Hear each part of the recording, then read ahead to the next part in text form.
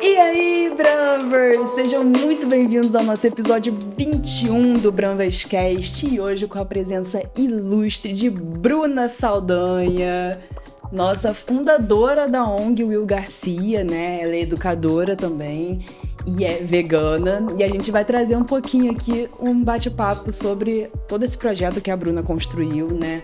Baseado no veganismo popular. Vamos falar sobre transformação social, sobre educação. Então, Bruna, seja muito bem-vinda. Muito obrigada pelo espaço, pela generosidade. Vocês são os fofos do Bramvers mesmo. Vocês são demais. A gente vai falar uma coisa aqui no off pra vocês. A Bruna chegou aqui pra gravar e ela falou: gente, eu não sei o nome de vocês. Eu só chamo vocês de fofos da Bramvers. Aí eu falei, cara, realmente a gente não fala o nosso nome pras pessoas, né? Então, prazer, gente. Somos Nath e Vitor, tá? Os fofos da Bramvers. Mas por mim pode ser fofo da Bramvers, pode continuar. Acho ótimo. Ai, Bruna, então muito obrigada por você ter aceitado o nosso convite, Nossa, tá? eu que agradeço demais. E eu queria que você começasse falando pra gente quem foi você antes da ONG Will Garcia, né? Tem muitas camadas, né? Tem a camada pessoal, tem a camada profissional, assim. Eu fui uma criança muito livre, muito amada, com uma família que sempre me deu apoio em tudo e continua dando. Isso me transformou muito ao longo da minha vida para que eu fosse a Bruna depois da ONG, né? Que eu acreditasse em tudo que eu tenho para acreditar.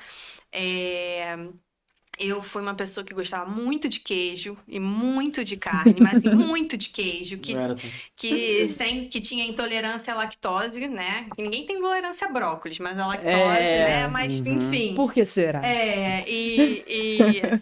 Mas mesmo assim eu comia muito, tava sempre uma pessoa que tava sempre no hospital. Não tinha um mês que eu não tava no hospital. Era Caraca. a Bruna antes do veganismo e antes da ONG, né? Sempre achando que era algum problema imunológico, alguma coisa assim.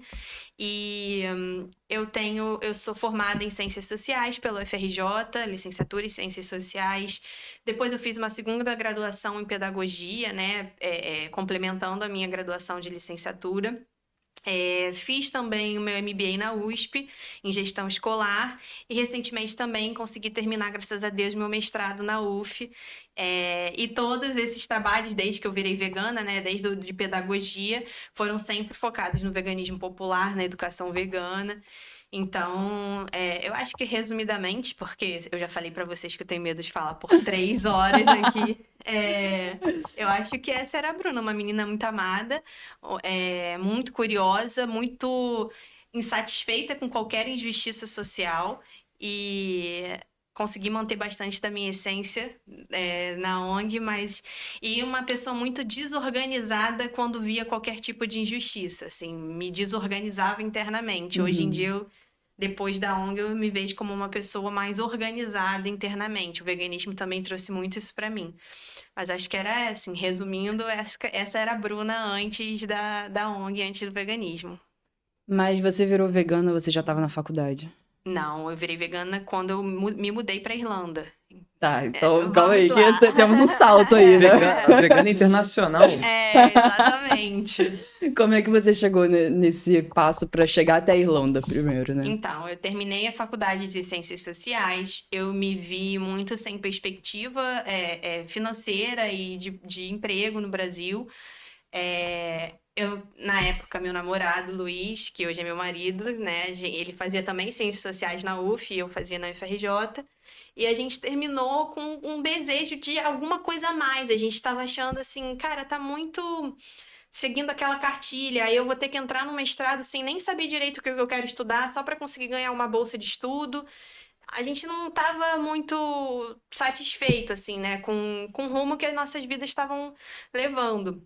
E aí, na época, eu falei, cara, eu vou fazer um intercâmbio. Eu tenho um bloqueio muito grande com o inglês. Eu tenho muito medo, eu sempre fui muito zoada na escola, muito ruim em inglês, assim, eu tentava, minha mãe já pagou uma professora psicóloga especializada para bloqueio de inglês e, assim, não era suficiente. Eu não sabia nem que isso existia. Não, nem eu. Minha mãe, desesperada, coitada, achou, porque Caraca. eu fazia professora particular e eu tinha bloqueio mesmo para aprender inglês. E aí eu falei, cara, eu não quero viver com nenhum tipo de medo, né? Me bloqueando, eu quero enfrentar os meus medos, não tô vendo muita perspectiva, eu quero fazer um intercâmbio, quero conhecer o mundo, tenho vontade de explorar outros países e tal. Então, arrumar um trabalho, vou economizar dinheiro e vou. E aí eu lembro que na época, tipo assim, Bruna, é muito caro o intercâmbio, não dá pra você terminar e ficar trabalhando com qualquer coisa. E eu falei, não, eu vou conseguir. Isso vocês vão ouvir muito nesse episódio. Não, eu vou conseguir. E aí eu vou lá, me ferro toda, trabalho que tem que trabalhar, mas eu sou bem Consegue. determinada, assim. A professora te bloqueou tudo. É. Não foi só o inglês. Olha, eu Ela te acho que bloqueou a sua... eu acho que eu não tinha parado pra pensar nisso, Olha mas às só. vezes essa professora foi mais potente do que a gente imaginava. Me dá o contato dessa professora, pelo amor de Deus. Eu quero dar uma desbloqueada em mim também, mano. E aí eu fui, comecei a economizar dinheiro e trabalhando em vendedora de loja. Aí na época o Luiz, eu vou falar muito dele também no podcast, porque a gente tá junto há muito tempo e é o amor da minha vida também. Ah. E Eu aí. tinha que ter chamado o Luz no podcast Ai, também. mas calma, ele vai afastar as pessoas se ele for falar de veganismo, gente, que ele é pé na porta. Não, aqui Então, é... deixa pra lá. Não, mas é bom ter um Vai pouquinho de cada pegar um. Dois outros pontos, públicos, né? porque eu sou a vegana super soft, boazinha, tia Bruna. Ai, tia Bruna. Mas, e aí ele achou, e ele não tava conseguindo muito bem emprego, e aí eu falei, cara, abre o jornal, eu acho um emprego, não é possível, dá seu jeito, eu vou. Se você quiser, você vai comigo, mas eu vou. E aí ele achou uma vez um emprego como corretor, viu um anúncio, assim, de corretor de imóveis, e aí começou a trabalhar e começou a ver que dava dinheiro, assim, pô, cara, toda vez que você vende, a comissão é muito boa e tal. Aí eu falei, pô, então eu vou virar corretora também. E isso, na época, foi um grande choque, assim, porque, assim, cara, vocês acabaram de se formar na faculdade federal e vocês vão trabalhar como corretor, vai fazer um mestrado, foca. E a gente, muito determinado, assim. Assim, eu digo todo mundo, menos os meus pais, tá? Porque meus pais eram sempre tipo, filha, isso vai te fazer feliz? Você vai se dedicar pra isso? Ai, Então, que fofos. então vai. Que sorte a sua. Não, eles são muito parceiros, assim. Mas o resto todo, tipo assim, cara, é muito doida, cara. Esses dois são muito doidos. Tu deve ouvir isso até hoje, né? O tempo todo, todos os dias. E aí a gente conseguiu economizar, eu me descobri muito boa vendedora, assim. E aí a gente conseguiu economizar dinheiro e aí foi pra Irlanda. E aí, lá na Irlanda, a gente trabalhou de tudo que vocês possam imaginar. Lícito, tudo lícito que vocês possam imaginar. É um bom OBS pra se fazer. Então, assim, eu trabalhei muito faxineira em várias casas. Cada casa que eu pegava. Nosso primeiro emprego lá foi catando cocô de vaca de um evento agrícola. Olha Então, só. a Que gente... específico. Era lixo e cocô de vaca e tal, e aí era um monte de imigrante, assim, que para você conseguir o seu primeiro carimbinho lá de primeiro emprego lá na Irlanda, as pessoas iam fazer qualquer troço que aceitasse. E aí a gente foi lá, e aí Cara, eu falei, cara, eu não tô acreditando. Eu achei que você ia falar assim, pra pegar o carimbinho tem que catar cocô de Cocô vaca. de vaca. Não. Essencial. Tem que ser isso. É a Irlanda porta de é entrada. assim. Tá vindo morar aqui? Se Então, ó, você for pra vai catar Irlanda, cocô de vaca. Vamos catar cocô de vaca primeiro, vamos ver se é bom. Porque a gente foi pra Irlanda sem conhecer ninguém. Tipo, não tinha ninguém que a gente conhecesse lá. A gente foi totalmente despreparado. Hoje em dia a gente olha pra trás e fala, cara, a gente nem sabia tanto da realidade do país, assim.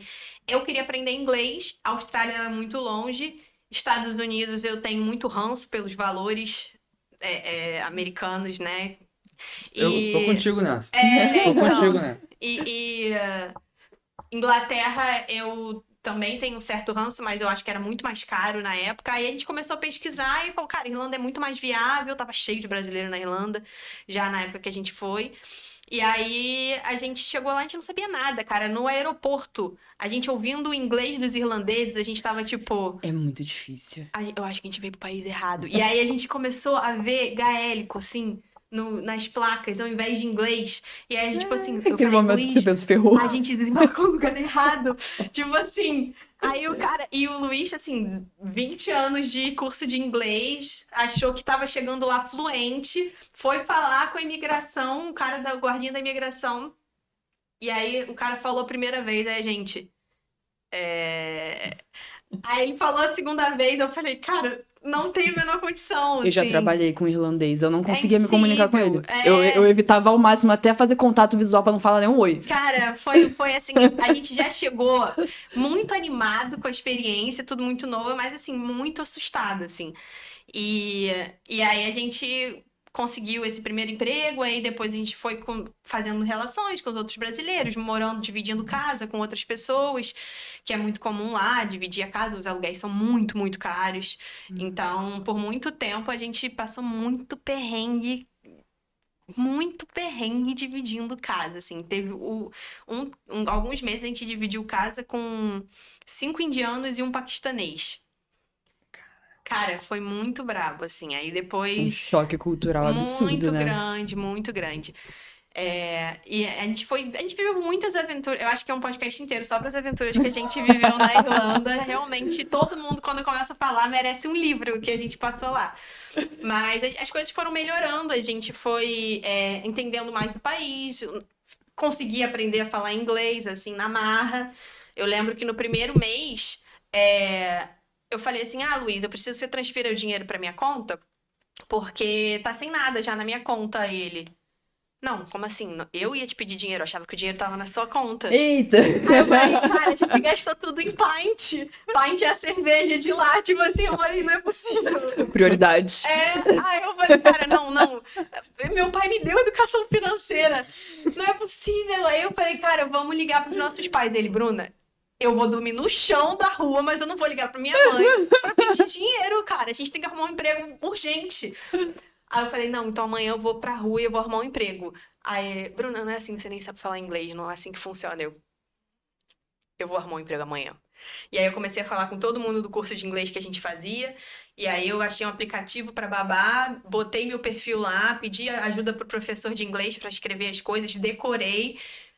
Eu vou ser a melhor babá que você já teve. Aí eu ficava decorando a frase, assim. Aí achei o emprego, comecei a trabalhar lá.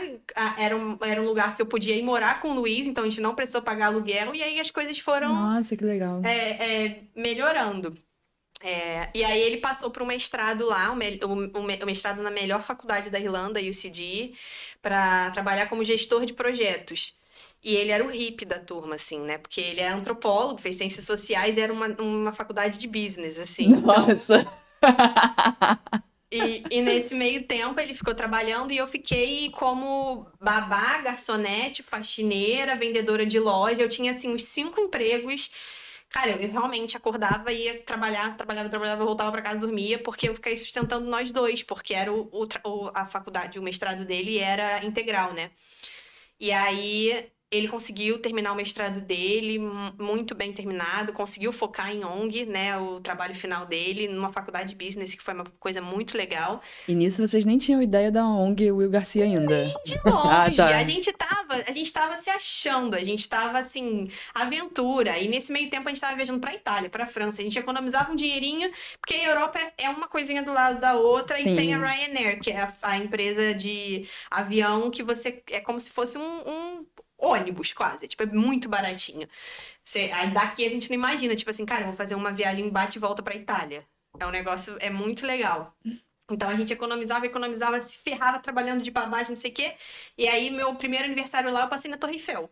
Nossa! Foi assim, entendeu? E que as pessoas viam a foto Toma no Facebook essa. na época, ninguém imaginava. Que As tava lá coisas- se fudendo de babá, vendedoriza e aquilo. Exatamente. Que aniversário na Torre Eiffel. É uma coisa muito chique. Um VaptVupt. E aí a gente começou a ficar com essa estética mais europeia também, as roupas de frio, cabelo, não sei o quê. Chiquérrimos. Exato.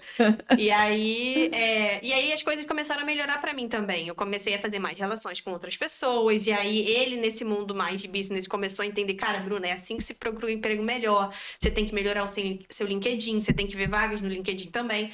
E as coisas começaram a melhorar. E aí eu consegui lá na Irlanda um emprego no Google, né? Numa empresa que prestava serviços para o Google e era dentro da sede do Google mesmo, né?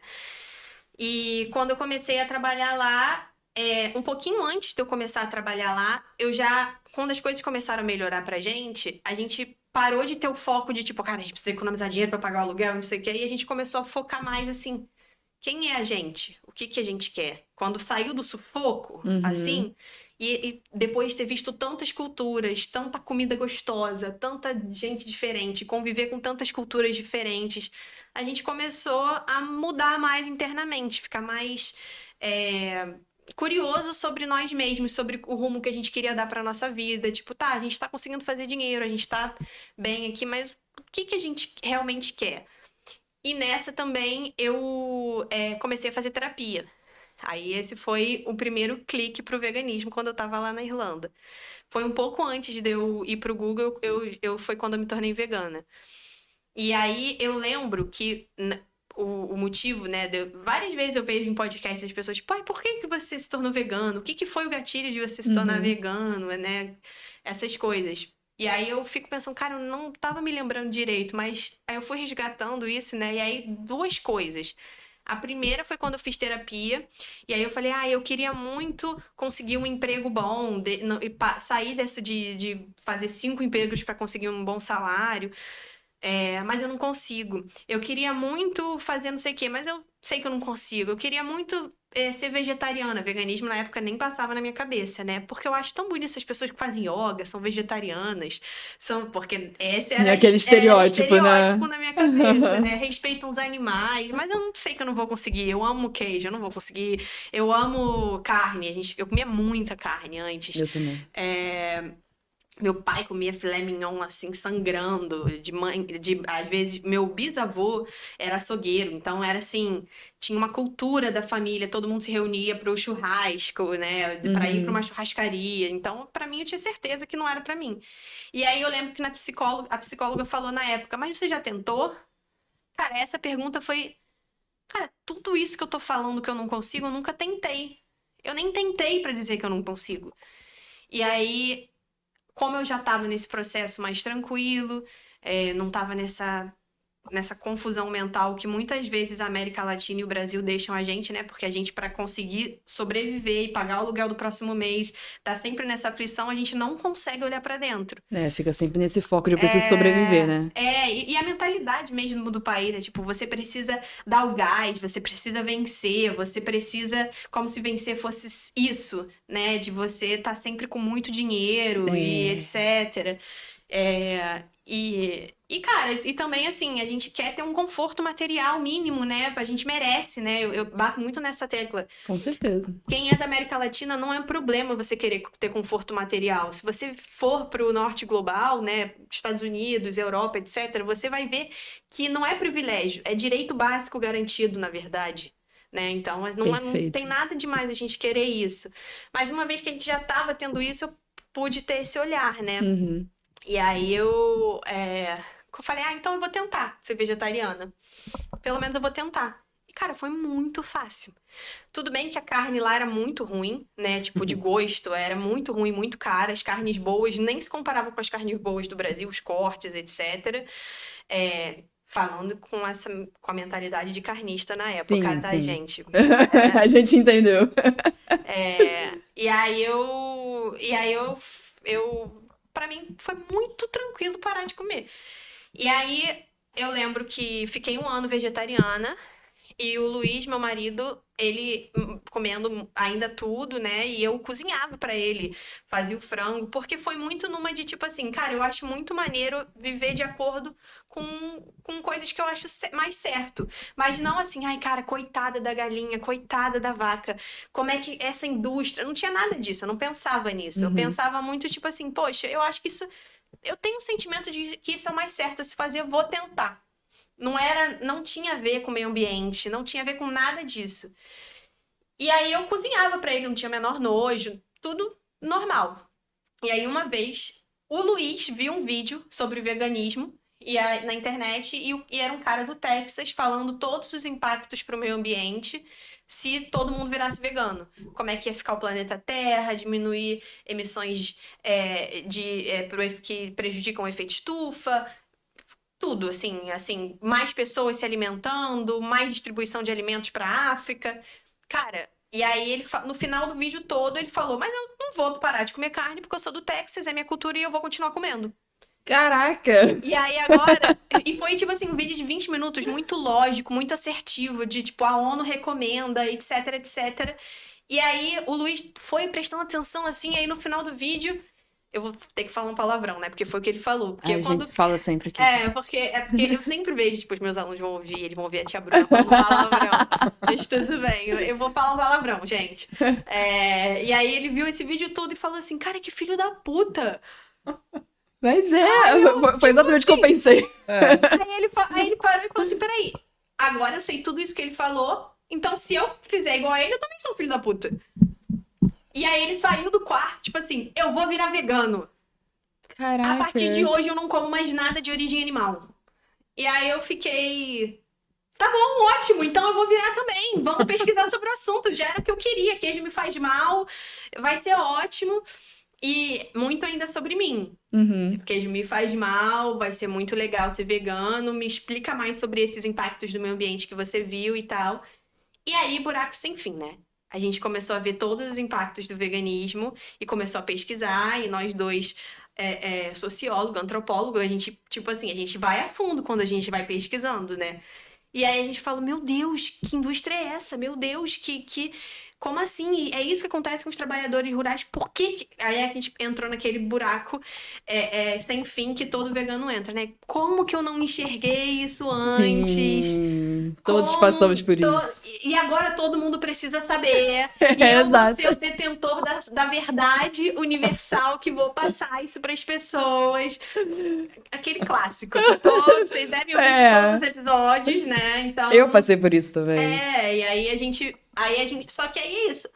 Isso começou a se tornar definidor da nossa vida, né? E aí isso começou a definir as nossas outras escolhas também, para depois, né?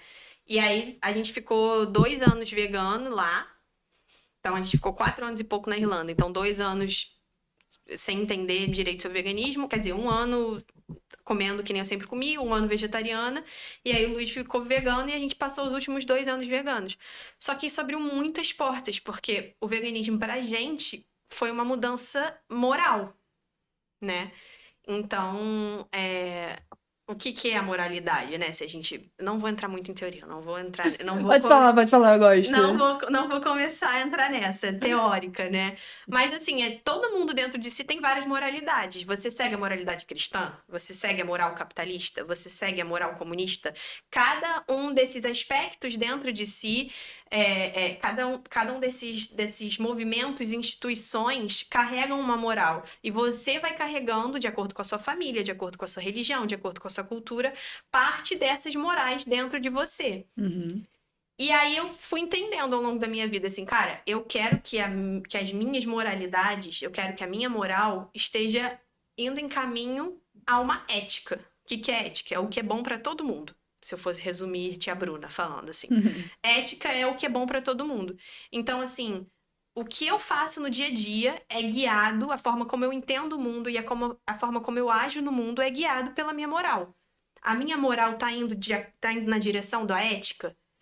E o veganismo foi uma explosão, assim, pra gente. Abriu os nossos olhos para todo o resto das nossas moralidades, assim, né? Então, começou a modificar toda a nossa vida. A gente começou a questionar todo o resto da nossa vida. E eu acredito que muitos veganos passem por isso também. Porque a gente vê que não é só alimentação, né? Exatamente. Esse que é o ponto. Exatamente. Vegano que entende veganismo, que ultrapassa... que consegue ver que veganismo não é consumo, vê que não é só alimentação. Exato. Que foi o que aconteceu com a gente, assim.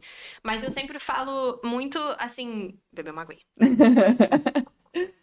Eu sempre falo muito assim, eu gosto de bater muito na tecla. A gente só conseguiu ver isso tudo porque a gente tinha as contas pagas, porque a gente estava num estado mental muito bom, porque a gente estava conseguindo fazer exercício físico. Enfim, a gente teve tranquilidade numa vida conquistada, mas assim, a gente teve tranquilidade para conseguir ir atrás disso, né? A gente teve os direitos básicos garantidos e aí a gente conseguiu ir atrás dessas informações. E aí teve muito a ver com o fato da gente depois querer sair da Irlanda, né? E aí, um ponto muito legal é que eu comecei a me sentir muito, também um clássico dos veganos, cara, eu tô muito sozinha no mundo, como assim, cara? Como assim sou eu que enxerguei isso? Como assim? Então eu tô fazendo pra todo mundo e ninguém tá fazendo nada? Eu tô salvando o planeta sozinha agora. Que esculacho é esse? E aí eu falei, não, eu tenho que procurar pares. Eu tenho que procurar pessoas. E eu já tinha um grande alento que tava eu muito grudada no meu marido lá, no Luiz. E ele também compartilhava isso comigo. Isso dava um alívio. Sim, com Mas certeza. a gente se sentia ainda muito isolado. Eu falei, não, eu vou atrás, vou fazer novas amizades e tal. E aí eu entrei num grupo de veganas brasileiras em Dublin, que tinha no Facebook, essas Caraca. coisas de Facebook, né? E aí eu conheci 2 amigas na época. Uma depois eu acabei não mantendo a amizade. E a gente é muito amiga até hoje. E aí a gente começou. E elas tinham as famílias todas veganas também, com filhos já e tal, os maridos veganos. E aí a gente fez um grupão, assim. E isso foi, pô, muito importante pra gente. Faz toda a diferença Faz ter uma muita. comunidade. As pessoas que Nossa. você convive, né? Exato, e aí a gente compartilhava muitos valores, né? Então, pra gente foi um processo muito importante enquanto a gente estava na Irlanda. E aí que veio o choque, porque Luiz estava empregado num banco que compra bancos, tipo assim, ganhando muito bem, Uhum. na área que ele escolheu fazer. Eu estava trabalhando pro Google, ganhando muito bem também. A gente estava com amigos veganos, um grupão de amigos que tinham outros amigos veganos e a gente se encontrava praticamente todo final de semana. Então, assim, a gente tinha uma comunidade, a gente estava ganhando bem, a gente estava morando na Europa, que é o sonho de todo mundo, a gente estava saudável, eu estava conectada com Deus, eu estava fazendo terapia. Era tipo assim, caraca, eles estão muito bem. A vida é perfeita. A vida perfeita. E aí, a gente não tava feliz. E aí eu fiquei assim, cara, não é possível, Não, eu tenho que fazer mais terapia, não é possível. Por que a gente não tá feliz? Por que a gente tem sempre esse sentimento de que tá faltando alguma coisa? E eu acredito muito nas coisas que eu sinto, sabe? Eu ouço muito, muito mais meu coração e a minha emoção do que a minha razão, normalmente. Por isso que eu sou sempre taxada de doida na sociedade que a gente vive, né? E aí eu lembro que eu sentia 3 vezes na vida eu senti esse sentimento, assim, caraca, eu nem percebi, mas eu tava sentindo falta de alguma coisa. Então, a primeira foi quando eu conheci o Luiz, que é muito fofinho isso, mas é verdade, assim, caramba, eu sempre senti falta de alguma coisa que eu não sabia o que era. Quando eu conheci o Luiz, eu parei de ter esse sentimento de que tava faltando alguma coisa. A gente... Fala que você teve esse sentimento Eu também, também cara. tive. Pô, eu, hein? Incrível. Quando você passou lá no Bumble, preencheu o Nossa, seu então é aplicativo. sentimento. Foi aí mesmo. Nossa, história zero romântica. Mas o do Luiz também, a história com o do Luiz também é zero romântica. Eu que era romântica, ele não tava nem aí, tá, gente? Mas esse é outro podcast. Não. Essa parte. Essa parte a gente não precisa lembrar. Não tem como fazer um parênteses? Mega curioso. Se quiser. É simples, ele não tava nem aí pra mim e eu tava apaixonadaça. E aí depois a gente foi Pela se faculdade? conhecer. Não, foi num... Ai, muito difícil. Vocês não eram da mesma faculdade? Não, a gente não era da mesma faculdade, a gente se conheceu no último ano do ensino médio. E a gente não Caraca. tinha nenhum amigo em comum. E Uma festinha? ele era... Não, a gente foi o que a gente chama de colônia de férias de nerd. Porque era simulação, era pra quem tava pensando em fazer relações internacionais da faculdade, quem tava na dúvida, tem esse evento organizado pelos estudantes de relações internacionais para alunos do ensino médio. Eu fiz muito Ele Você fez relações Eu internacionais. fiz RI também. Ah, direito então a você RI. conhece essas simulações. Eu fiz simulação da ONU, a tal da Ciona, mas isso já na faculdade. Não, então, eu fiz no ensino médio, Aham. eu era Rússia, ele era Argentina, e a gente se conheceu lá, entendeu? Mas eu não tava nem aí E olha que legal, a gente se conheceu no PNUMA, que era o encontro do meio ambiente da ONU, Sim. esse era o nosso comitê. Aham. Mas eu não tava nem aí, eu queria festa, eu queria conhecer. Eu tava assim, tipo assim, será que vai ter algum menino bonitinho por aqui? Esse era o meu interesse, eu não queria defender os Que interesses se dane da o Rússia. Pinuma. interesses da Rússia. E aí eu descobri, tipo, cara, tem uma ilha afundando, Tuvalu, eu nem sabia disso, não tô nem aí pra essa ilha, eu quero ver quem que se tem um garoto legal aqui. Tem homem bonito em Tumalu ou não? Exato. Então, esse era o meu interesse. E na época ele tava todo tipo assim, eu vou defender os interesses da Argentina aqui nesse comitê, estudou e tal. Que diferença. Mas eu... E aí ele dá prêmios, né, pras pessoas. E aí eu ganhei não é Miss, não. Delegada simpática. E tinha o melhor delegado, o melhor não sei o quê, e aí tinha a delegada simpática. Eu ganhei a delegada simpática. Eu só queria saber das festinhas que tinha depois do negócio. A Ciona que eu fazia também é a mesma coisa. Sempre tinha gente que só quer Isso, era fanfarronice eu, e tem gente que tá lá sério. Tu falou disso esses dias, inclusive, né? Então, exatamente, cara. E aí a gente... Mas foi muito doido. Mais uma vez, eu ouço muito meu coração. Eu olhei pro Luiz, eu falei... Eu teve uma coisa tão forte, assim, que eu falei assim... Eu vou casar com ele. Ele não tinha dado uma palavra. Eu olhei pra ele... Ele era todo esquisito, todo estranho, eu também. Ensino médio, gente. Último ano do ensino médio. A gente tá todo errado. E aí, mas eu não foi beleza, com certeza. Porque na época... Hoje em dia ele é maravilhoso. Mas na época, todo esquisito. E aí eu falei, caraca, eu vou casar com ele. Que ele defende na Argentina. E aí eu lembro, cara, muito sem noção. Ai, gente, isso aí é muito sem noção de falar no podcast, mas tudo bem. Fala. Não, agora tem que falar. Eu tava defendendo, e aí eu já tava querendo sair logo pra festa, e eles, tipo assim, onde é que vocês vão colocar a população de Tuvalu? E não sei o que, eu falei assim, bota na Rússia, a Rússia tem espaço. Aí eu vi rapidinho, assim, no material, qual é o perigo territorial da Rússia, e não sei o que. Eu falei, a Rússia tem tantos metros quadrados, aí tipo assim, a pessoa do lado, Bruna, isso tudo é gelo. Não tem como botar ninguém lá. Eu não tinha pensado nisso. A gente congela a galera de Tuvalu. Aí falaram isso, mas você tá querendo botar as pessoas. Eu falei assim, você tá querendo saber mais do meu país do que eu mesma? Eu que sou delegada da Rússia. E, tipo assim, só porque eu queria ir logo pra festa, sabe? Esse era o meu, assim, muito, muito bobona. Mas adolescente também. E a gente se conheceu lá, e aí a gente ficou muito amigo, mas eu sempre quis, eu sabia que eu ia casar com ele. Perfeito. E aí depois foi rolando, a gente ficou... E aí a gente começou a namorar, terminamos um tempo, depois voltamos e ficamos direto, assim, casamos, temos nosso filhinho. Fernandinho, coisa linda. Muito lindo. E aí essa foi a nossa história, assim. E aí por que eu tava falando? Então, isso tudo foi um parênteses que eu resolvi, desculpa. Dos sentimentos. Isso. Que o primeiro Esse foi o primeiro. Conheci o Isso, Luiz, perfeito. que não foi super romântico. Foi romântico da minha parte, mas na dele não. Tuvalu. Tá no coração, Tuvalu. Vamos que vamos. E aí depois foi com veganismo, tipo assim, caraca, eu sentia que tava faltando alguma coisa na minha vida, algum sentido, alguma coisa que eu não sabia nem o que era, eu não sabia nem que tava sentindo essa falta. Mas quando eu virei vegana, meu coração ficou mais em paz, assim. Preencheu, mas eu não sabia muito bem por quê, assim. E por muito tempo eu fiquei pensando, por que eu me afastava tanto das pessoas que eram vegetarianas e veganas? Tinha até um certo ranço dessas pessoas. Por quê, né? E eu fiz até um vídeo sobre isso, que depois eu vou postar também, mas basicamente tem que ser falado com todas as letras, assim. Hoje em dia as pessoas acham muito que o veganismo é uma coisa elitista, né? E o que muitas vezes a gente chama de elitismo é racismo mesmo, na verdade.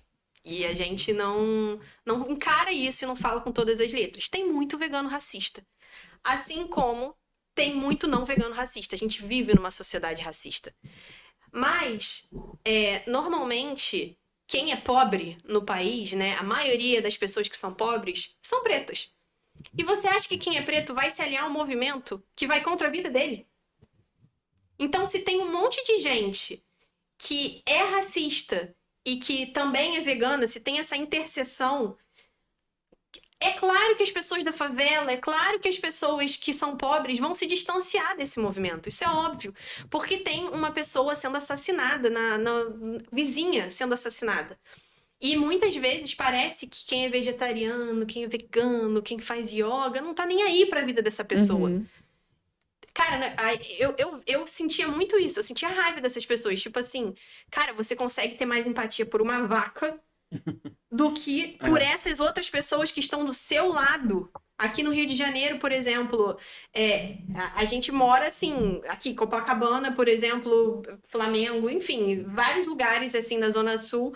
É um espaço que tem um monte de prédio muito maneiro e muito rico, e na esquina do lado é uma favela. E a gente não se comunica, né? E isso aí tem um monte de estudos sobre isso. Mas, cara, não é possível. Você não olha para as pessoas que estão do seu lado e você consegue ter. Você que é super urbano, que nem viu uma vaca nunca na sua vida, só viu no Hotel Fazenda quando você era criança, você consegue ter mais empatia por ele do que por ele, como se uma coisa fosse excluir a outra, né? Como se você fosse ter menos empatia por um se você tivesse mais por outro. Mas Muita gente pensa assim muita mesmo. gente pensa assim, e muita gente realmente é assim, cara. Tipo, realmente não tem empatia por quem é pobre, não tem empatia por quem é preto, não tá nem aí pra vida dessas pessoas. E quem é pobre, quem é preto, quem tá sendo esculachado diariamente, sente. As pessoas sentem. Vocês sentem, eu sinto, as pessoas sentem. A gente sente quem tá fazendo alguma coisa que é ruim pra gente. A gente sente quem tá tentando a nossa vida, quem não tá nem aí pra gente. Então, eu via muito esse movimento vegano, esse movimento vegetariano, lotado de pessoas que não estão nem aí pra outras pessoas e conseguem imediatamente ter mais empatia por um porquinho. Uhum. Então, isso me distanciava muito. E aí, pesquisando muito, entendendo cada vez mais sobre como, na verdade, o veganismo pode salvar a vida de muitas pessoas, pode dar mais comida para quem passa fome, pode salvar os trabalhadores rurais, pode dar mais direitos para as mulheres. Quando eu comecei a entender tudo isso, eu falei assim: ah, sim. Nesse movimento, eu acredito. Com essas pessoas, eu sou aliada dessas pessoas. Eu não vou ter vergonha de falar que eu sou vegana. Muita gente, inclusive, tem uma alimentação baseada em plantas e não gosta de ser chamada de vegana, porque não quer de forma alguma se associar a uma branquitude racista. E com estudo e colocando em prática no meu dia a dia, pessoal e profissional, eu vejo assim, não, eu quero me associar assim com o veganismo, mas com o veganismo popular, né? Que eu vou falar depois. Mas nesse sentido, assim, foi essa minha trajetória de me conectar com o veganismo, né? E de entender que era isso que estava faltando na minha vida e de que eu não tinha mais esse bloqueio de começar a ser vegana, de começar a querer estar perto de outras pessoas veganas que pensavam o veganismo da mesma forma que eu. Mas antes disso tudo, na verdade, o principal foi que eu entendi assim, cara, ser vegana, eu não preciso sair do meu trabalho, eu não preciso parar de malhar, eu não preciso me mudar de país, eu não preciso. Cara, eu não preciso mudar minha vida inteira para ir para um navio, para ir voluntariar no Camboja para fazer o bem para o mundo. Todo dia escolhendo o que eu boto no meu prato, eu tô melhorando o mundo. Eu tô melhorando o mundo para as outras pessoas e para todos os outros seres também. Exato. E aí eu falei assim, pô, esse sentimento de insatisfação que eu tava tendo vivendo numa bolha, né, na Irlanda, na época, ganhando muito bem, com bom emprego, enquanto eu vi o resto do mundo se ferrando, às vezes eu me sentia muito quase que culpada, tipo assim, cara, eu sei que foi eu que conquistei isso, que eu trabalhei para isso, mas eu vou continuar vivendo assim sem fazer nada pelas outras pessoas. E aí eu percebi, cara, isso é um bom primeiro passo, entendeu? Escolhendo o que você coloca no seu prato é uma das opções mais eficientes para melhorar o mundo diariamente, em escala. E aí eu falei, isso é o que eu quero. Então, foram várias questões, assim. Eu quero fazer isso porque eu quero tentar uma coisa que eu nunca tentei. Quando eu tentei, eu vi que eu conseguia. Eu tô mudando o mundo diariamente, só escolhendo o que eu vou colocar no meu prato, só pesquisando um pouquinho mais, mudando os hábitos, já que eu tenho essa condição de fazer isso. E, e tô podendo me aliar com pessoas que pensam como eu. E aí o veganismo se tornou muito para mim uma coisa que era. Eu comecei a ganhar muito mais do que perder. Porque muitas pessoas acham assim, se eu for virar vegano, eu não vou mais poder comer isso, eu não vou mais poder comer aquilo, aí eu vou ser excluída na festa, aí eu vou receber piadinha, aí não sei o quê. Cara, tem essas partes todas, a gente realmente fica muito mais limitado com muitas outras coisas. Mas no veganismo, pra mim, não é sobre o que a gente perde, é sobre tudo que a gente ganha. Exatamente. É muito mais. A gente ganha tão mais. Essas outras coisas, quando você muda a sua moral, essas outras coisas ficam tão pequenas. Ai, tá, então deboche de mim na festa. Tá, então diz que eu vou ficar fraca. Você aprende a não ligar mais pra isso, né? Isso se torna muito pequeno. Isso se Exatamente. torna muito pequeno. E aí eu falei, cara, eu ganhei tanta vitalidade. Desde que eu virei vegana, eu não fui mais pro hospital. Eu ia pro hospital todo mês. Eu virei vegana. Depois de um mês sendo vegana, tipo assim, caraca, eu não tô tendo mais infecção urinária, eu não tô tendo mais problema respiratório. Alergia, crises alérgicas que eu tinha, muita alergia, acabou. Não tinha mais crise alérgica, não tinha mais enxaqueca, muita enxaqueca. E eu não tô dizendo que, tipo, vire vegano e você não vai ter mais problema de saúde. É receita, não? Eu tô falando que, assim, pra mim foi incrível. Então, assim, cara, eu ganhei vitalidade, parece que eu pensava melhor, eu ganhei um senso ético melhor. Então, foi tudo, eu ganhei tão mais. Foi uma mudança de vida tão boa que todo o resto que eu não. Então, às vezes vai todo mundo pedir uma pizza. E a gente se sente o chato de tipo assim, não, a gente ia pedir isso. Não, mas a Bruna e o Luiz estão aqui, vamos ver outra coisa pra gente pedir. Essas outras coisas são incômodas, mas é muito menor do que tudo o resto que a gente ganha. Então, o veganismo pra mim se tornou muito assim, muito mais do que, de tudo que eu ganho do que qualquer outra coisa que eu vá perder. Exatamente, Né? porque assim, você se sente incomodada, assim, inclusive, eu demorei muito pra tomar a decisão de virar vegana porque eu tinha medo de incomodar as pessoas, de verdade. Porque eu sempre fui a pessoa que não gosta de falar não, né, que quer agradar todo mundo, e eu pensava nisso, cara, as pessoas vão ter que se preocupar comigo quando eu estiver num lugar, sabe? Só que aí eu pensei, cara, mas e os animais que estão lá, Sim. sabe? O que é esse incômodo pra mim comparado ao que eles estão passando? Sim. Cara, que pensamento idiota que eu tô tendo, sabe? Sim. E é tão simples. Eu vou no evento de família, eu levo minha comida. Sim. E eu levo uma comida super gostosa que todo mundo Sempre come. acaba antes, o ranço. Sempre acaba antes. Então, assim, além de eu estar fazendo uma coisa muito boa, além de eu estar indo, né, de acordo com os meus princípios, eu tô ali espalhando a mensagenzinha também, Sim. né? Olha só que comidinha gostosa aqui, gente. Sim. Então é isso, assim, o nosso incômodo não é nada. Não é nada perto da vida. E aí lembra que eu falei, assim, o veganismo começa a me tocar em tantos outros aspectos e começa a modificar todo o resto da minha vida, porque isso que a gente sente, isso que a gente sente com os animais, eu comecei a sentir com todo o resto. Tipo assim, cara, o que é isso perto dessa mudança que eu posso fazer com o meu conhecimento? O que é isso aqui perto disso tudo que eu vou ganhar? Maternidade. Cara, eu vou perder muita coisa, mas isso que a maternidade me deu, assim, não tem nem como começar a explicar, entendeu? Então, são coisas que a gente coloca na balança e as abdicações existem, perrengue. Hoje, para eu chegar aqui, hoje foi o dia que tava nascendo o dente do Fernando. E era só mamã, agarrado no meu pescoço. E a gente teve que fazer uma manobra pra eu sair de casa. Dei aquela choradinha, tipo assim, meu Deus, primeira infância, por quê? E aí, passei uma maquiagem e vim. Tá nova, vamos lá. Assim, então tem muita abdicação, é muito difícil. Puerpério é muito difícil. Mas todo o resto que a gente ganha é tão maior. O veganismo tudo que a gente ganha tão maior. E é isso que você falou, assim, é viver de acordo com os nossos princípios. A sociedade capitalista obriga a gente, né? O sistema que a gente vive hoje obriga a gente a viver em contradição. Alguma contradição a gente vai ter que viver. Não tem jeito. E aí você escolhe suas contradições. O que vai fazer você ficar menos ansioso? Porque é um sistema que te empurra, que te adoece, né? Então, crises de ansiedade, as pessoas cada vez mais novas tendo que tomar remédio e se exercitando menos e comendo pior, etc. Porque é um sistema que serve para adoecer, para vender remédio, para você só conseguir sobreviver o suficiente para trabalhar aquelas horas necessárias para dar lucro para quem já é rico, etc.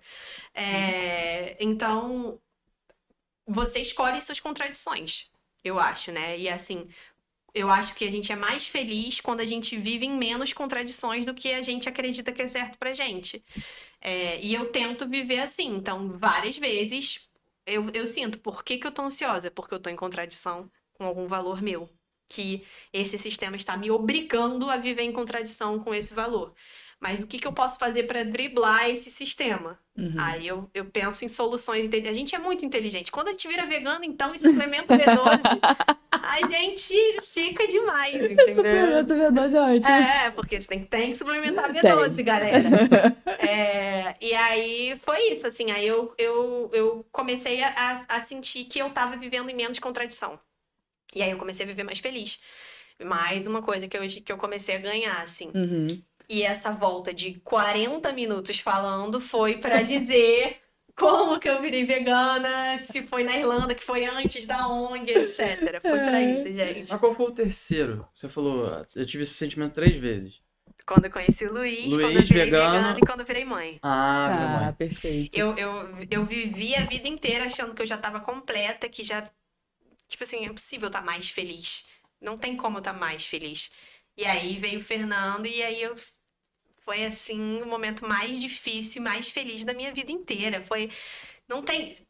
Quando eu falo do Fernando, quando eu falo dos meus alunos, na mesma hora, imediatamente, são assim 5 lágrimas por cada olho. Assim, eu sempre me controlo, porque foi uma explosão e foi um amor que foi sendo construído. Assim, minha mãe, por exemplo, fala, cara, no dia que você nasceu no parto, a minha vida mudou naquele parto, né? E tem muita mulher que fala isso. E quando eu senti você mexer na barriga, e aí a mulher já se transforma. Pra mim não foi assim com o Fernando.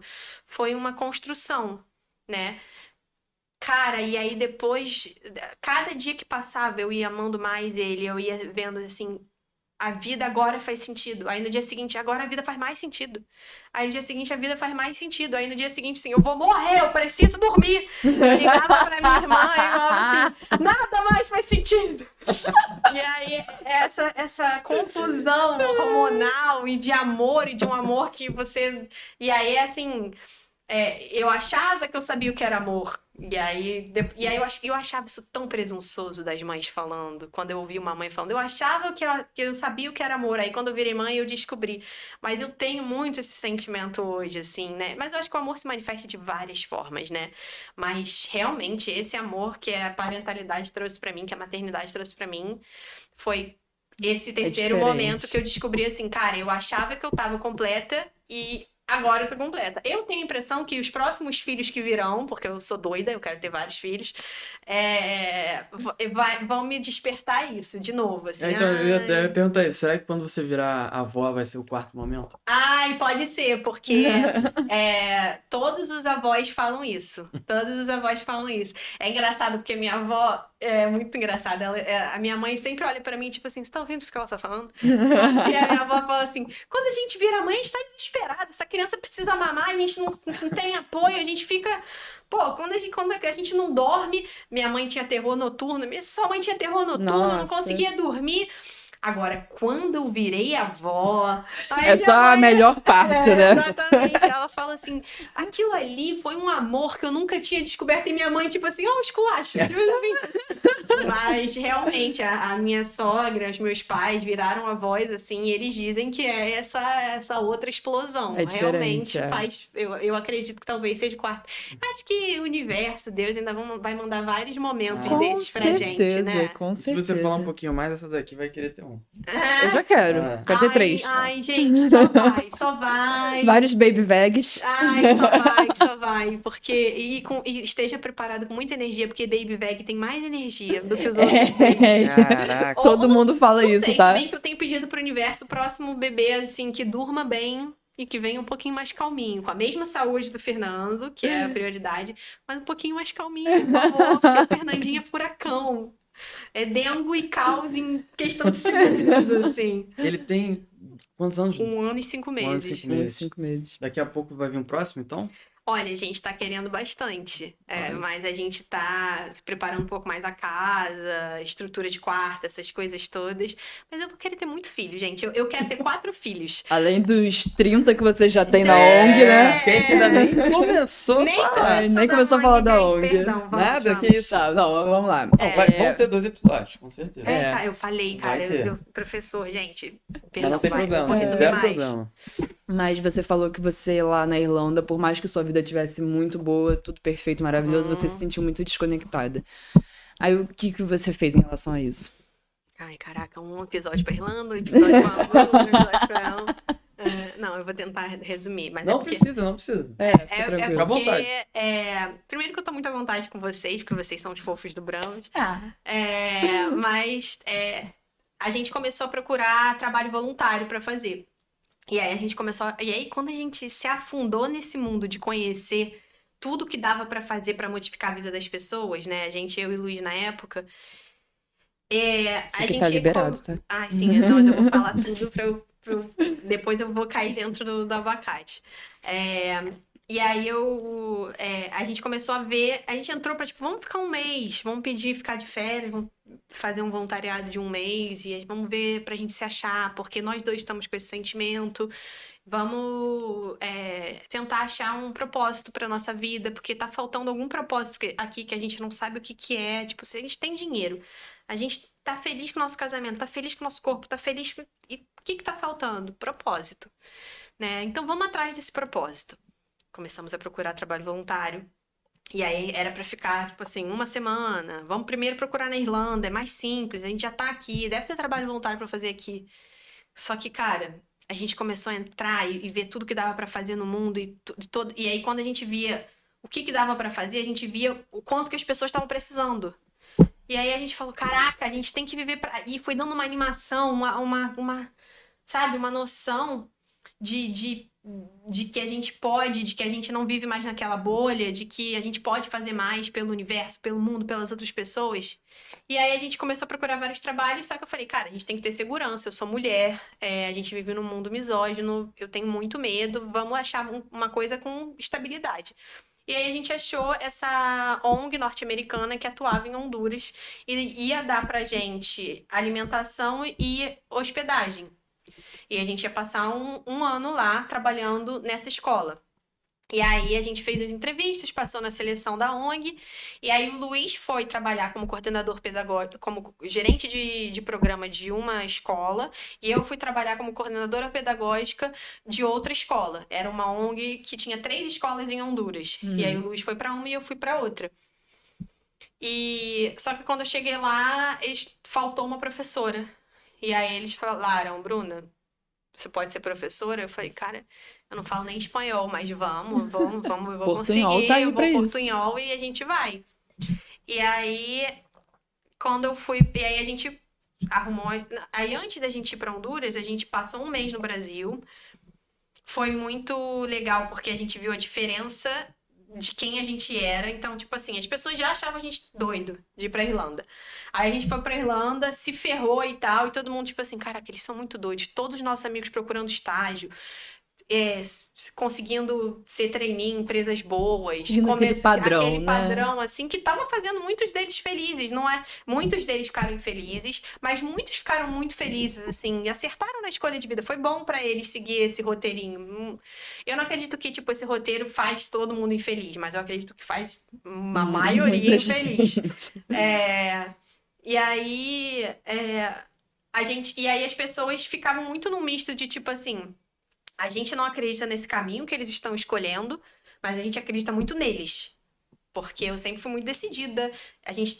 Eu e o Luiz, a gente tem muita base nas coisas que a gente fala, então as pessoas acreditavam muito na gente, mas no caminho as pessoas ficavam, cara, será que vai dar certo? E aí a gente deu certo na Irlanda. Tipo assim, caraca, eles escolheram outro caminho, mas no final ele fez o mestrado, ela tá trabalhando pro Google, e aí, quando finalmente eles deram certo, Tchau. desiste dessas coisas e vai pra Honduras. A gente foi pro capital mundial do assassinato. Era a cidade que a gente foi. Era São Pedro Sula. Na verdade, era São Pedro Sula e a gente ia pra uma cidadezinha que era dominada pela milícia, que era a Cofradia. E aí a gente escolheu essa cidade para trabalhar por causa da estrutura que a ONG dava, né? Então era um lugar que realmente precisava, mas tinha uma ONG que dava certa estrutura pra gente. E aí a gente veio pro Brasil, passou um mês e todo mundo tava tipo assim, cara, vocês são muito doidos.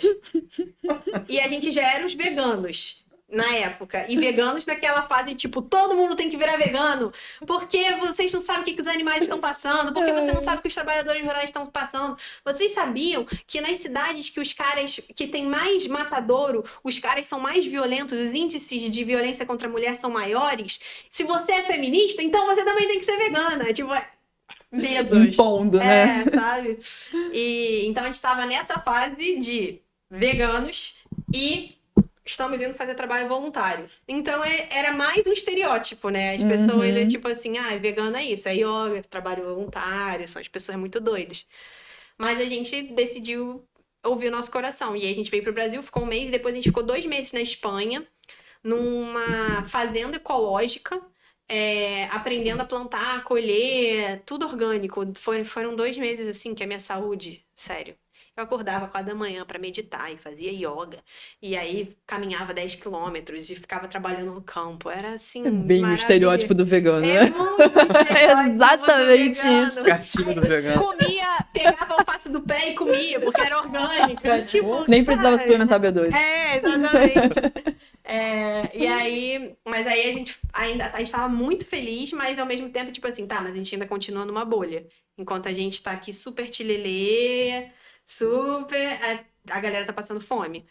E não é possível a gente tá aqui nessa abundância que a terra dá pra gente. A gente precisa mostrar pro resto das pessoas que existe essa abundância com orgânico, com plantação familiar, com agricultura familiar, etc.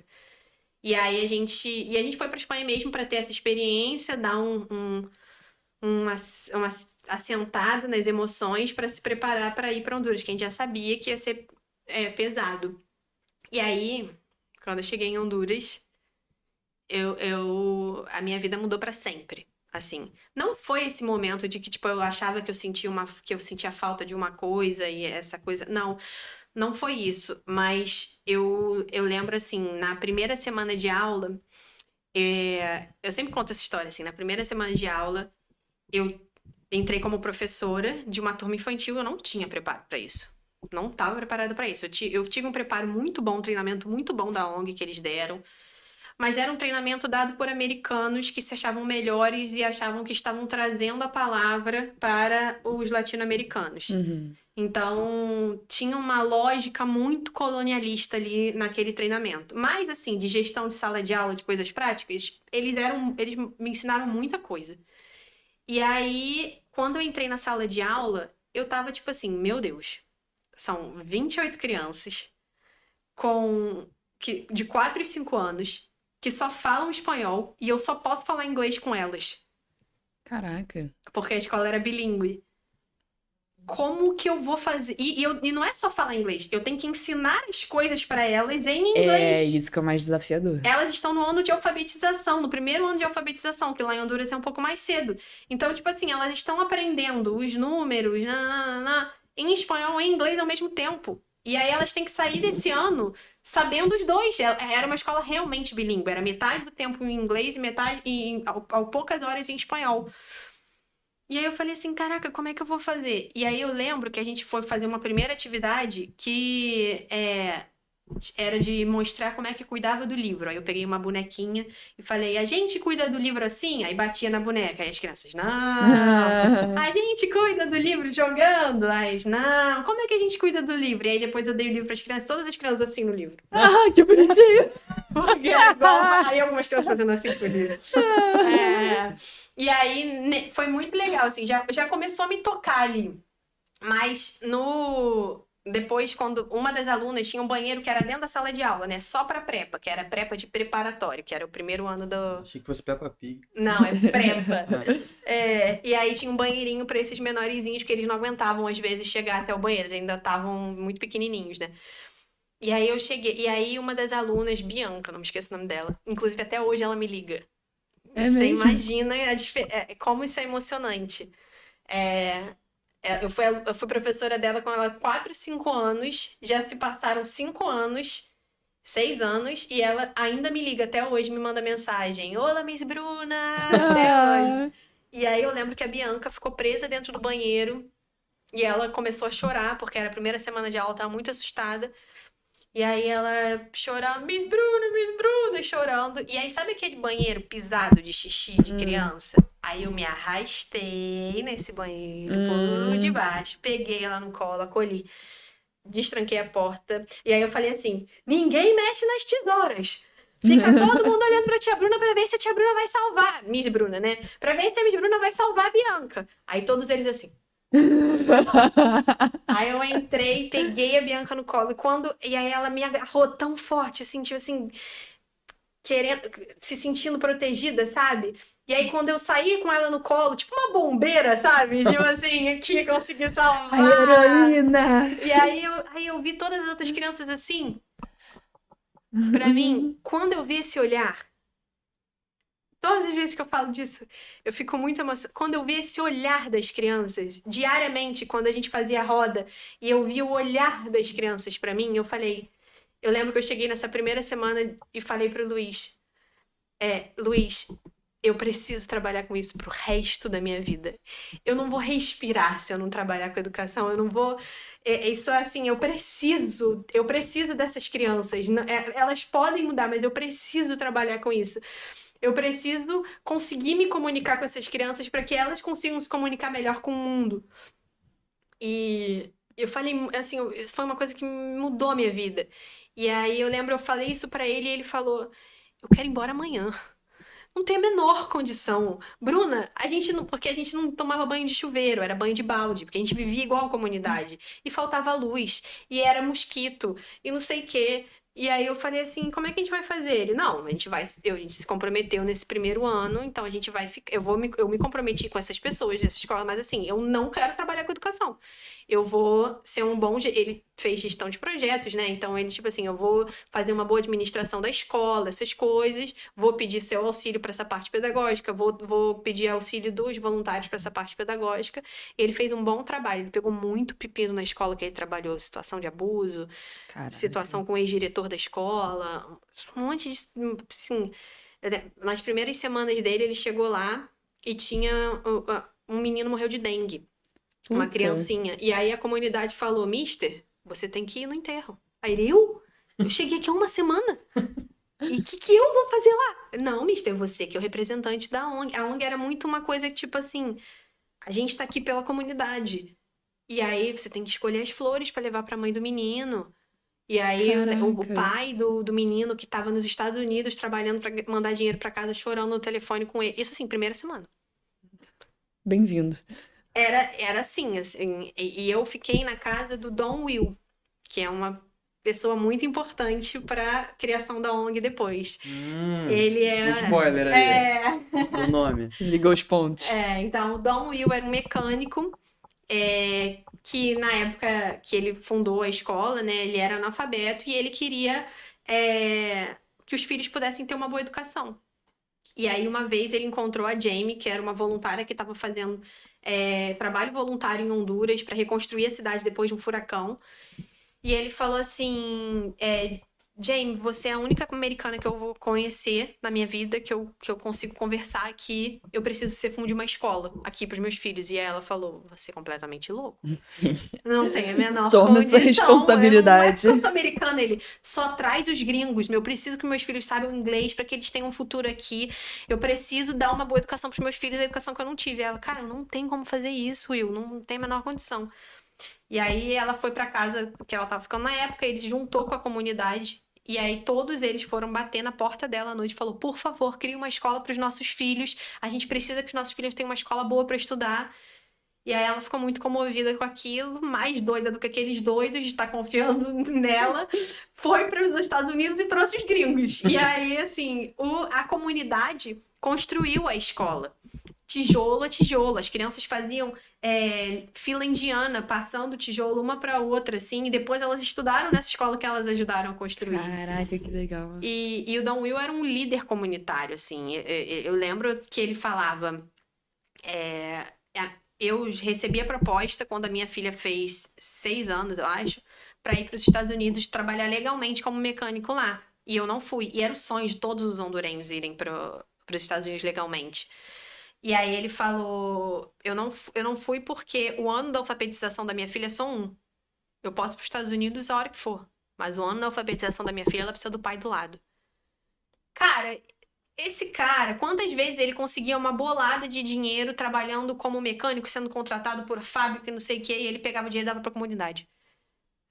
Caraca. Paga isso aqui pro seu filho, pro seu estudo, não sei o que. E a Dona Mirna, que lá é Dom Will, que é seu Will, e Dona Mirna, que é como se fosse Senhora Mirna, que era a esposa dele. Do lado dele, parceira. E eu lembro, assim, e ela que guiava a casa toda, né? Como sempre. Ela que mulher, né? guiava a coisa. Eu lembro que os filhos saíam escondidos na adolescência, que depois a gente ouvia as histórias, né? E ele falando assim: na minha casa, meus filhos nunca saíram. E a Dona Mirna assim pra gente. E aí, Tolinho.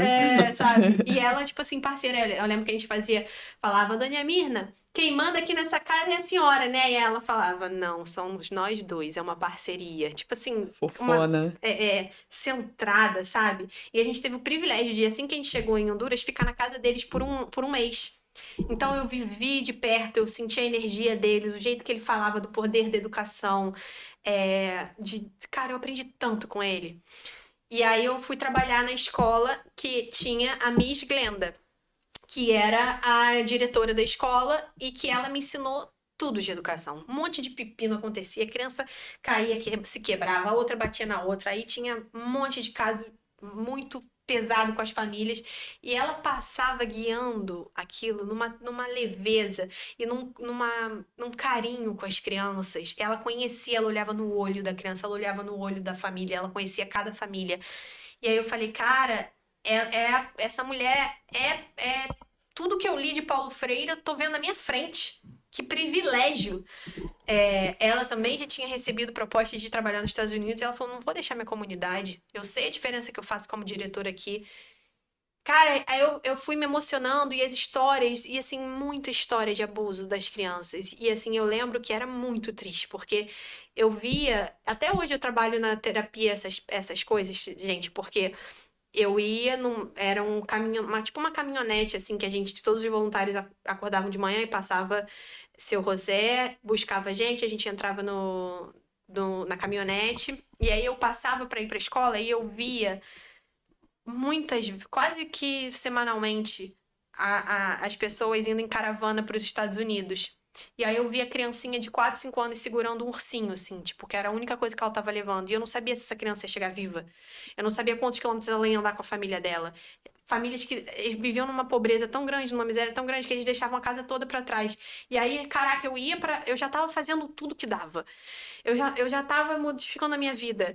E aí eu comecei a acordar 4 horas da manhã para preparar comida para os alunos que não tinham comida. E eu tinha que fazer isso escondido da ONG, porque eles falavam, cara, não é para você assumir a alimentação das famílias. Eu falei, cara, como é que os alunos vão chegar aqui com fome? Eles não vão aprender nada. Então eu acordava mais cedo, pegava o meu dinheiro de alimentação de lá, dava um jeito, botava no meu dinheiro que eu tinha economizado quando eu tava na Irlanda para poder dar. E quando eu vi, eu tava preparando 20 sanduíches de manhã para as crianças que estavam precisando mais. E aí, meio que contrabandeava com a Miss Glenda, tipo assim, vai, Miss, vai. Pô, o Danny já chegou lá naquele coisa. E aí a gente já entrava nos que precisavam mais. E aí, muitos casos, assim, e aí eu ficava, cara, não é possível, eu já tô correndo 4 horas da manhã. E aí eu comecei a engordar muito, eu descontava tudo na comida, a minha pele ficou toda empolada, o meu cabelo mal cuidado. Eu não queria me ver no espelho. Eu tinha raiva de quem. E aí eu lembro que nesse meio tempo eu vim pro casamento de uma amiga, da minha melhor amiga, aqui no Brasil. E aí eu cheguei e eu falei assim, cara, as meninas estão falando de Botox. As meninas estão falando de skincare, elas estão pagando uma fortuna. Cara, por que vocês estão. Não devia nem ter espelho na sua casa, devia ter jornal na sua casa, porque você não sabe o que tá acontecendo no resto do planeta. Totalmente desequilibrada, assim, né? Mas você falou mesmo ou você pensou? Não, pensava. Ah. Mas eu acho que eu falava, eu ficava olhando com uma cara de nojo. Você Tipo falava com os assim, olhos. eu ficava tipo assim. Aí eu já era vegana, eu tava irritada com todo mundo que não era vegano, eu tava irritada com as pessoas que não estavam vivendo pelas outras pessoas que estão com fome, e eu tava totalmente amarga, totalmente infeliz comigo mesma e totalmente realizada com o que eu tava fazendo pelos outros. Então eu tava num desequilíbrio interno muito grande, assim, que eu imagino que muitas pessoas que trabalham com movimento social sintam várias vezes, assim. Eu ia falar isso, eu acho que é impossível não entrar nessa. Vivendo tudo que você estava vivendo, vendo tudo que você estava vendo, né? E sabendo que aquilo ali era minha missão de vida pro resto da vida. Uhum. Então, muito certa daquilo. É realmente, eu não posso respirar se eu não trabalhar com educação. Eu não vou levantar no dia seguinte se eu não vou trabalhar com educação. Assim, é uma coisa que é realmente uma missão de vida, não tem como falar de outra forma, é um propósito de vida. O meu desejo mais profundo é que as pessoas possam encontrar a educação, encontrar o seu propósito na vida, enquanto ainda tá nessa existência, porque esse sentimento é muito bom, assim, você todo dia, e eu me sentia muito privilegiada em tantos aspectos, mas nesse tipo assim, cara, imagina você acordar todo dia sabendo o seu propósito já com 20 e poucos anos. Tem gente que passa a vida inteira procurando, ou sem coragem de procurar de verdade, Exato. e eu já tinha isso com 20 e poucos anos, sabe? Então eu me sentia muito privilegiada e muito indignada com quem não tava fazendo nada pelo resto do mundo, né? E aí eu lembro que Honduras foi muito marcante pra mim, assim, porque além de trabalhar como professora, eu trabalhava como coordenadora pedagógica. Então, eu de manhã ficava com as crianças, era de 7h30, 8h às 11h, eram, sim, 3 ou 4 horas com as crianças na sala de aula. E aí, depois, mais 4 horas no meu escritório, recebendo os professores, guiando o plano de aula deles, os professores da ONG, né? Que eram, acho que 8 professores que eu estava guiando na época.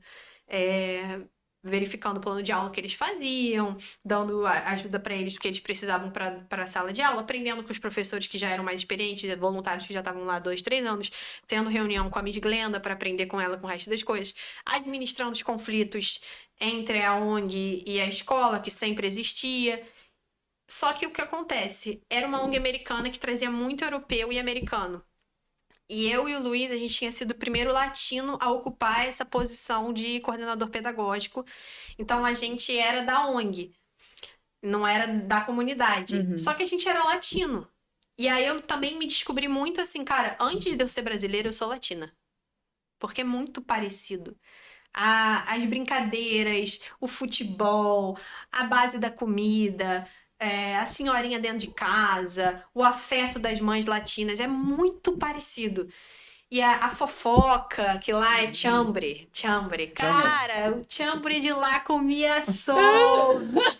E aí, a gente era latino também, a gente sabia como chambrear. Chambrear.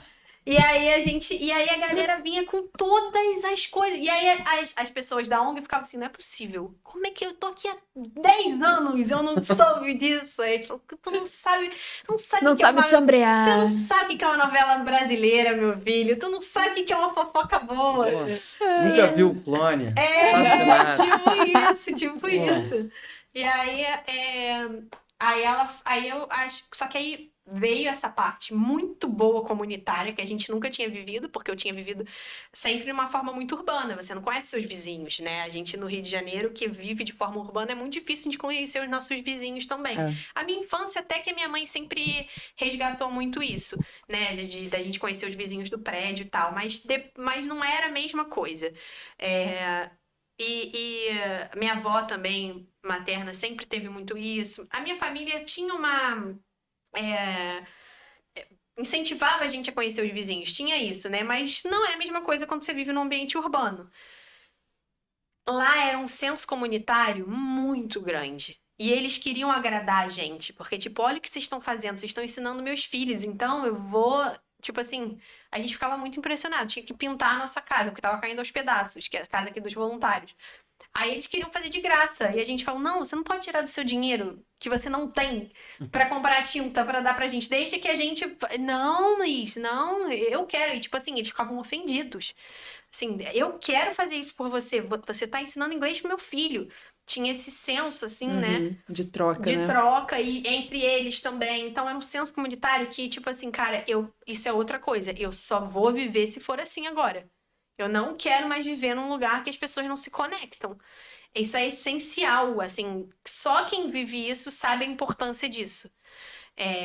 E aí a gente ficou nessa e por conta desses que a gente estava estreitando os laços, começou a vir muita tragédia no nosso colo que nunca tinha acontecido, que nunca a comunidade nunca abria para os coordenadores.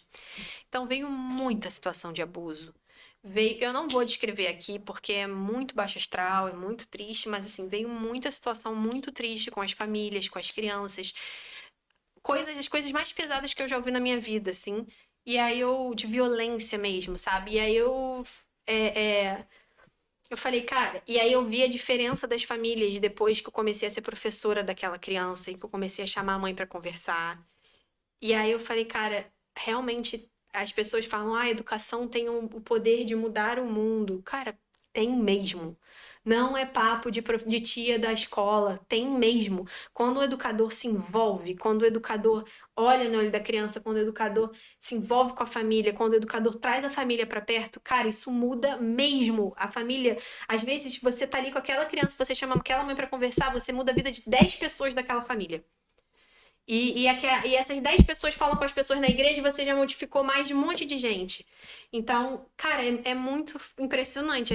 Foi por isso que eu falo, Honduras mudou minha vida, os amigos que eu fiz lá, a forma como a gente viveu, o veganismo que a gente viveu lá, porque lá não tinha mais queijos veganos caríssimos que tinha na Irlanda. Exato. Porque a Europa é o paraíso do produto vegano, né? E Honduras é tipo assim, meu filho, se vira pra achar um vegetal fresco. Assim, porque é tudo frito, era tipo pollo frito, é tipo assim, frango frito em toda a esquina. E tarrada é tipo banana frita e feijão com muito óleo, é tudo muito frito. Então, e muito frango, muito frango, muito frango, muito frango. E aí a gente ficou nesse período assim e a gente viu que, cara, realmente a gente pode ser vegano em qualquer lugar do mundo se a gente tiver informação nutricional correta, se a gente souber cozinhar, vários sis, né? Mas a gente conseguiu de boas o veganismo lá. E aí, depois estourou a pandemia, e aí tava chegando no final do ano letivo e eu tava assim... Luiz, mais um ano, vamos ficar mais um ano, deixa eu ficar mais um ano, eu criarei meus filhos aqui, eu quero ficar aqui pro resto da minha vida, eu tenho muito amor para as pessoas daqui. E ele falou assim, Bruna, olha como é que a gente tá doente, a gente precisa pelo menos um ano longe, depois se a gente quiser a gente volta, calma. E eu, assim, doída, mas aí estourou a pandemia, não teve mais como a gente ficar, porque realmente o embaixador brasileiro em Honduras falou, eu estou indo embora. Os brasileiros que ficarem... Eu estou dando um voo eu esqueci o nome do voo agora. De emergência, eu esqueci o nome. É um voo humanitário para levar a galera de volta pro Brasil. Eu estou dando um voo para vocês. Essa é a única oportunidade de vocês voltarem pro Brasil agora. Depois disso, vocês estão por conta própria. Se acontecer alguma coisa e você procurar a embaixada brasileira, não tem. E aí a gente falou... E aí, na época, eu tinha resgatado um coelho por frijoles. Iam matar o coelhinho lá. E aí eu fiquei com muita dó, o coelhinho desse tamaninho. E aí eu falei, não, deixa comigo. Aí tipo, todo mundo... Você vai fazer o quê? Vai levar pra casa? Eu vou. Vou sim. E aí eu cheguei com o coelho em casa e o Luiz, Bruno, o que é isso? Eu falei, eles iam matar o coelho, eu fiquei com o coelho, eu fiquei com dó, iam matar ali atrás do pátio da escola, não tive condição, que não sei o quê. E aí eu lembro que quando estourou a pandemia, eu falei assim, eu só vou embora com o coelho, eu não vou abandonar meu coelho. Aí todo mundo, minha mãe, Bruna, volta pro Brasil! Não vou, eu vou voltar com um coelho. Só que coelho é animal exótico. Então, não é igual cachorro e gato. Você tem que entrar em contato com vários órgãos brasileiros. É igual cobra, entra na mesma classificação. Ai, Deus. Aí a gente foi procurar um veterinário no meio da pandemia que desse uma vacina no coelho. Aí também uma curiosidade, que a gente chegou no veterinário, ele falou que na verdade não era frijoles, que não era macho, era Maria Frijoles. Maria Frijoles. Aí a gente foi com a Maria Frijoles, deu a vacina pra Maria Frijoles. E os nossos amigos hondurenhos se acabando de rir, tipo assim, eu não tô acreditando que você tá me fazendo vir pro veterinário pra dar vacina pra Maria Frijoles. Porque eles não tinham essa noção de animal que a gente tem, né? De querer proteger e de ter esse amor. Mas eles iam com a gente, assim, pra eles era farra, tipo, brasileiros muito doidos. Aí depois a gente voltou, Aí a gente entrou no avião, eu lembro que passando no raio-x, eu peguei o frijoles assim, e aí fiz xixi em mim toda, assim. Aí eu fui Nossa. toda cheia de xixi de Honduras até o Brasil. Cheguei na casa do... E meu avô tinha um apartamento no Recreio dos Bandeirantes, que ele alugava, ele parou de alugar pra deixar a gente ficar lá. E aí cheguei eu lá com o coelho num apartamento, tive que adaptar o apartamento todo, estraguei um monte de móvel da minha avó ficou bolada Meu comigo. Deus do Porque céu, o coelho que ruía confusão. tudo. E o frijoles era atacado, porque ele fazia xixi giratório. Ele e aí sujava, gente, muito perrengue. Bem exótico mesmo. Exatamente. Aí a gente deu muito carinho pro frijoles, ele tá com a gente até hoje. Gastamos uma fortuna na casa que a gente construiu pra construir um palácio pro frijoles. O pessoal fala que ele mora muito melhor que muita gente. Eu não duvido disso. Aí